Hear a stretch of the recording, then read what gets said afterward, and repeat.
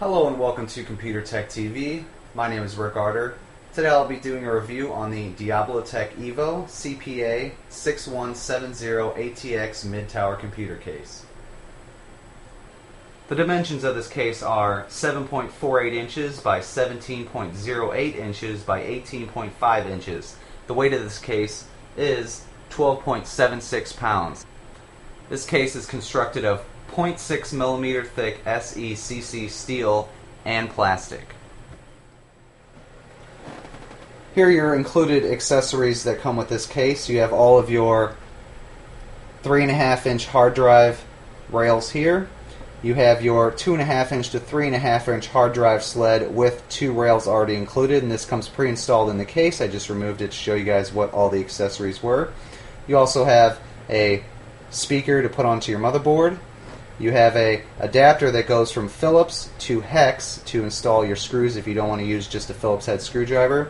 You have your brass motherboard standoffs, as well as a few black screws. They have 2 different types here for mounting your drives into the case if you don't want to use the tools design, and for mounting your motherboard into the case. Looking at the front of the case, we have 4 5.25 inch drive bays, as well as 1 3.5 inch drive bay. Below that you have a USB 2.0 port, microphone, headphone, 2 more USB 2.0 ports, a hard drive activity LED, a reset button, and a power button. Below that you have your mesh opening for the 120mm blue LED intake fan. On the top panel you have 2 included 120mm exhaust fans. However, these fans can be removed and replaced with 140mm fans if you so desire. The left side panel has a mesh area that can accept up to 2 80, 92, or 120mm fans if you so desire. However, they are not included. Now, some of you might be interested to know how sturdy the side panels are, and one thing I've noticed is that the side panels, they're not too hard to get off, but they're a little difficult to get on, and mainly that's due to the flimsiness of these. As you can see, it's got some movement to it. You can see there, you can hear it. And here on the back you can see there are some reinforcing bars that go up along the side and the top and the bottom to help strengthen it a bit, but really with the way how thin this metal is and just the way that the panels are built, and given this is a budget case, so that's kind of what you're going to see. But I did notice that the left side panel that faces the front of the case where your motherboard and everything's going to be, that's actually not too bad to get on. However, the rear panel is slightly harder to get on. It actually takes a little bit of effort to get it lined up and on there, and when you take it off, sometimes it wants to get stuck actually on the top corner here. It'll actually get stuck on this, and you kind of got to wiggle it around and really pull it out to get it attached. So, looking at the rear of the case, starting at the top, you have 2 holes for water cooling tubes or cables to pass through. You have your 120mm included exhaust fan, which can be changed out for a 90 or 80mm fan. You have your area for your I/O shield plate to be installed. You have your 7 ventilated PCI expansion slots with some mesh to the right of that for extra ventilation. And you also have room for a ATX power supply to be installed at the bottom of the case. Each of the side panels is held on with 2 thumb screws, 2 at the top and 2 at the bottom. Looking at the bottom of the case, it comes with 4 small plastic feet, 2 in the front and 2 in the back. It also comes with a removable power supply filter, which is easily removed by simply pulling.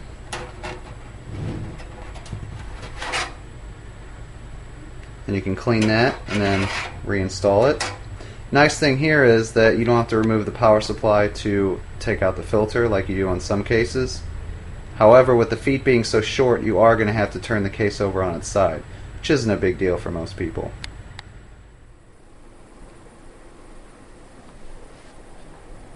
Removing the front panel on the Diablotek EVO case is very simple. You simply grab at the bottom here, give it a good pull, and it pops off. Basically just has some clips here on either side that hold it in. Here's all your front panel cables, USBs and everything. And also you can see the included 120mm blue LED intake fan, which is easily removed with 4 screws if you'd like to switch it out, and the cable runs here. Also, one thing I would like to note that these cables here are actually in the 3.5-inch external bay, but they can be pulled out and routed through these 2 holes right here, which would help in cable management. Looking at the interior of the case, the first thing you will notice, for being a budget case, it has an all-black interior, which is very nice. However, being that there is no side panel window, you won't be able to view this as well. It does have mesh on the side, but you're not going to really be able to see through that as well, especially if you have fans mounted on the side panel. Starting out here at the top, you can see we have our 4 toolless external 5.25-inch drive bays. There is your external 3.5-inch drive bay, which is not toolless. Then you have 5 internal 3.5-inch drive bays, which come with toolless mounts, and you also have a 3.5-inch to 2.5-inch SSD or hard drive mount. And this does not have any kind of rubber on it. It does have plastic, which you can mount screws here, here, here, and here, or you can mount screws on the side, either one you choose. All these cables here, as you can see, these are all your front panel switches, USB, all your activity LEDs, and all of that. You have your room for the power supply to mount right here. Here's all your vented PCI Express expansion slots, your rear 120mm exhaust fan, and your top 120mm exhaust fans are mounted right here and here. The only downside I can say about these fans is they are all 4-pin Molex with the pass-through, so that's going to add a little bit to your cabling and make it a little more difficult because you can't just plug these directly into your motherboard or most fan controllers. Good thing is they do have some cable management holes. They have a long rectangular one down here at the bottom, and then they have 2, one down here and then one here at the top. One thing I did notice though is they do not have a hole up here at the top for your 4 or 8-pin CPU power cable. They do have a large hole in the back for your CPU cooler to install that with the mounts and everything, so you don't have to remove the motherboard itself. They also have some mounts here that are for the back for cable management, and I will turn this case around and I'll show you guys exactly what the back of that looks like here in a second. Give you guys some estimations on how much room you have for putting cables in and all that for cable management.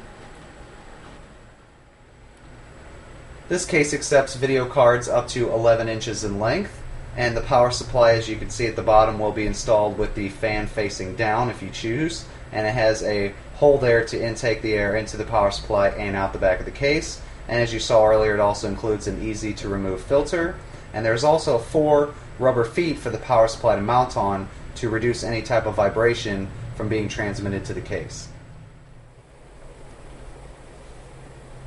As far as cooling goes in this case, the included 120mm fans, there's 4 of them, 1 blue LED in the front, 2 non-LED in the top, and this rear exhaust fan, which is another non-LED 120mm fan. They all run at 1500 RPM. They have 52 CFM airflow rating and are rated at a sound level of 24 decibels, which is a nice balance between airflow and noise. Now, the only downside to these fans I can see is they actually feature a 4-pin pass-through Molex connector instead of a 3-pin, which is going to add a little bit to your cabling. However, it's really not a big deal because these fans could easily be replaced if you so desire. Here's a closer look at those 2 top-mounted 120mm fans as well as the CPU cutout. And as you can see there at the top left, there's no cutout for the 4 or 8-pin CPU power. You could probably manage to get it behind that and route it through the hole in the CPU cooler, but there isn't a whole lot of room behind on the back panel to route cable, so if you have a big 8-pin connector, probably more than likely not going to get it to feed through there. Now let's take a look at the back of the case. Looking at the back of the case, you can see here is your large cutout for CPU coolers. You have your holes for cable management. They also give you a generous amount of tie-downs for cables when you do your cable routing. However, with a tad less than 1/2 an inch of room, at the deepest spot in the back of this case, you're not going to be able to fit too many cables back here. So I reward them for making the effort to make this case ready for cable management. However, I got to knock some points off for not having any room behind here to actually put the cables. So other than that, you can see here your other things for the 5 1/4 inch base for the toolless design. You have your spot for where your hard drives would mount here, and you can either install the hard drives facing this way or facing the front of the case, whichever works out best for you. And they have this divider bar right here, which from this to the top, it cuts down the space that you could put cables down to nothing, because the side panel actually mounts right up against this. Down here, you got about 1/4 of an inch, so there's no room hardly at all. You might be able to get a few of the front panel switch and LED cables to go through here, but other than that, there's really not much that you can get back here as far as cable management goes. And as you can see here, the black is followed throughout the whole theme of the case.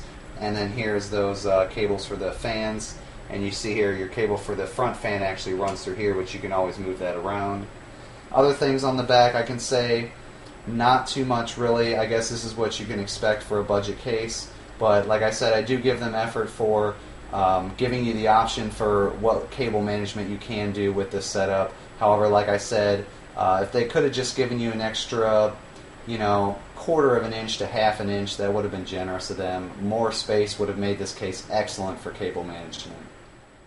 Just a close-up view of what I was talking about with this divider here. You can see it starts right here and goes all the way down. I mean, it is notched back slightly, but if I rotate the case a little bit, you can see that it gives you no room whatsoever to route cables. I mean, there's literally like 1/4 of an inch between the shallow end from here down to here to the side panel itself. So like I said, cable management's going to be difficult on this one. You're going to have quite a bit of cables on the front side of the case, and if you can get at least your front panel cables routed through the back and then through the cable management holes, maybe the SATA data cables, then you'd be good to go. Other than that, a lot of your power supply cables are not going to go through. Going back to routing the 4 and 8 pin CPU power cable through the back of the case, with the amount of room that they give you on the back, more than likely you're not going to be able to route it because there just simply isn't enough room with the space they give you.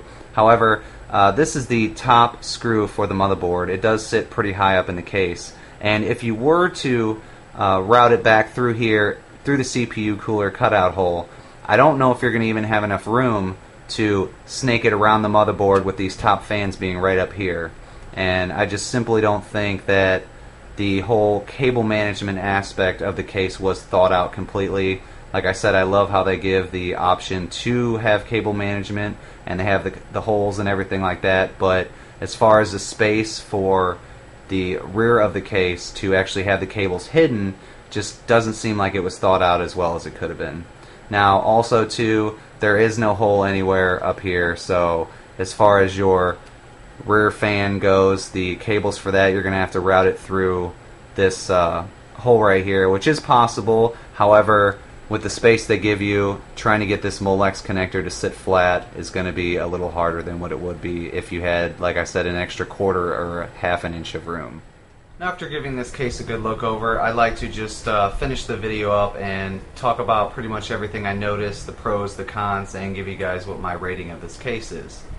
Now, for styling and overall design, I really like the case. It's not too flashy, it's not too plain. As you can see, it's got the little silver accents in the front, all mesh in the front.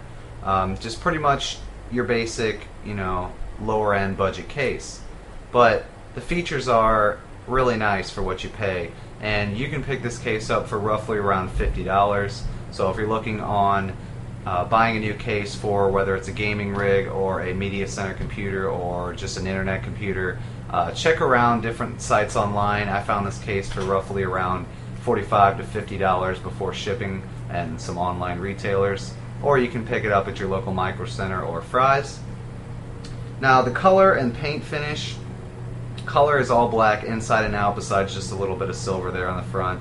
And the paint finish, I'm not sure if it is a powder coat or paint. I'm more than likely sure it's paint, because on the back where the thumb screws go, there's actually a little bit of paint that's starting to chip off, and the rivets are the exact same color as the case itself, so I'm more than likely sure this is a paint finish. However, as long as you don't drop this case, or you hit it with a screwdriver a bunch of times or something like that, the paint should be pretty durable. And like I said, for a $50 case, the paint finish is really nice. Construction, steel and plastic, that's typically what you're going to find on a budget case, so I have no gripes with that. The weight of the case, 12 pounds, really not that bad at all. Once you get all your equipment loaded up, of course, it's going to be more than that anyway. And for cooling, there are, like I said, 4 included fans. The one blue LED 120 in the front, 2 120s on the top, and then the one rear 120. And I like the option that they give you on the top for having 140mm fans. However, the front 140mm fan will not fit if you have an optical drive in place on the very top slot. On the other fans, you can add 80 or 90mm fans. However, since they give you the option to do 120mm fans, I don't see any viable reason to install smaller fans unless there's, for some reason, something that was inhibiting you from running the 120mm fans. Moving on, there's plenty of cooling in this case. Ventilation is great. Like I said, the only downside to these fans is they push a decent amount of air, but they all have 4-pin connectors, and I'm not the biggest fan of 4-pin connectors. And not only are they 4-pin connectors, but they have 4-pin pass-through. So that'll make it nice if you're short on connectors on your power supply, but as far as cable management goes, it's going to give you more of a mess to deal with. Now the front panel connectors, there's no USB 3.0. The cables for the USB and stuff are black. However, the front panel cables themselves are that multicolored design, but that's what you're going to see in almost every case of this price range, so I really can't gripe too much about that. The interior of the case, as I said earlier, it is black, which is very nice. The layout is nice. It does have a semi-toolless design on the 5 1/4 inch base and hard drive toolless rails for the hard drives. However, there's no toolless design on the PCI Express expansion slots.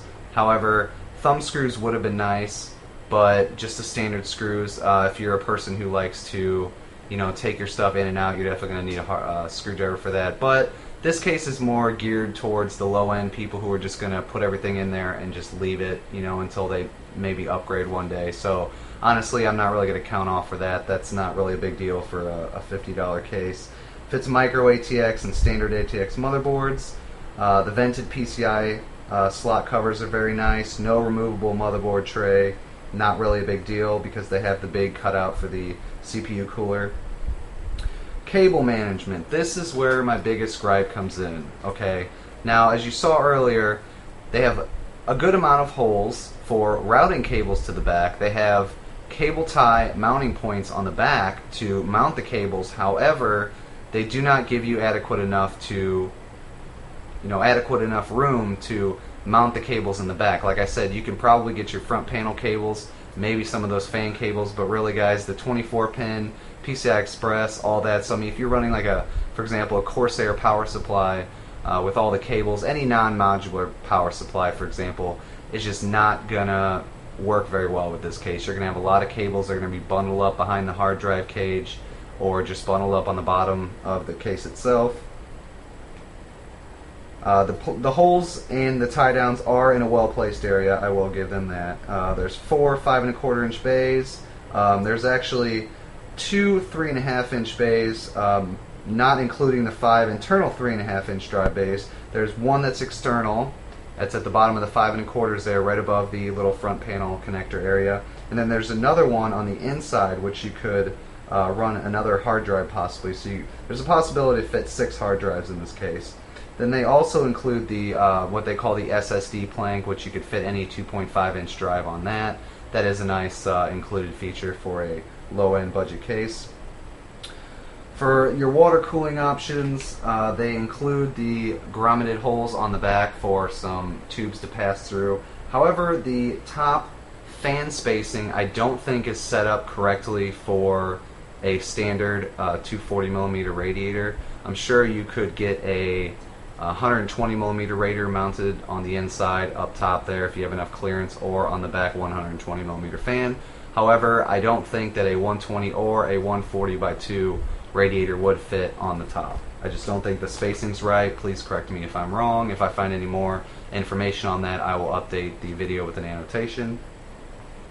Large CPU cutout, that is always nice. There's a PSU filter, which is easily removable from the bottom. However, with the short feet, you're going to have to tip the case up. There's rubber mounts to isolate any kind of vibration on the power supply after it's installed. And the only other small gripe, I guess I could say, about the exterior of the case is there's very small plastic feet.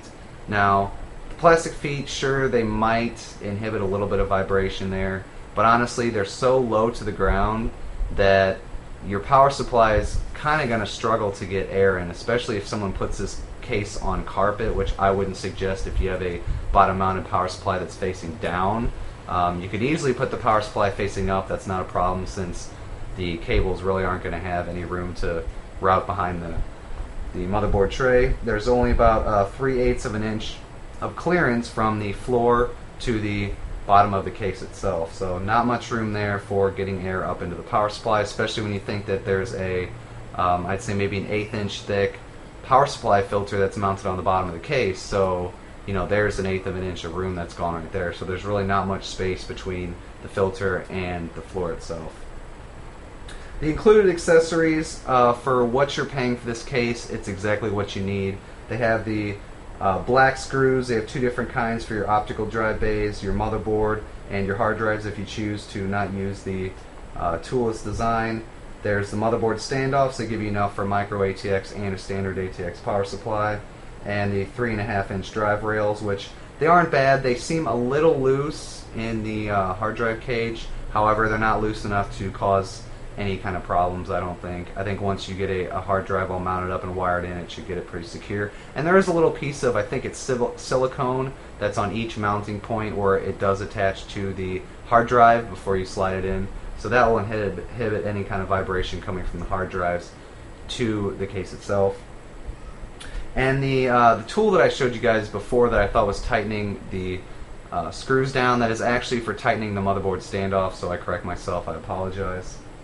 And the overall rating, well, going over all the stuff in this case, guys, that I've just talked about and all the stuff that I've shown you, I'm going to give this case a pretty good rating. I would say, honestly, for the $50 price tag, when you compare it to all the other cases in this range, and for what you get, the features and everything, I'm going to give this case a 7 out of 10. Now, you might think that that's kind of high, but like I said, you must consider that this is a budget case, and it does have a black interior. Does not come with a window, but it does come with the mesh on the side for additional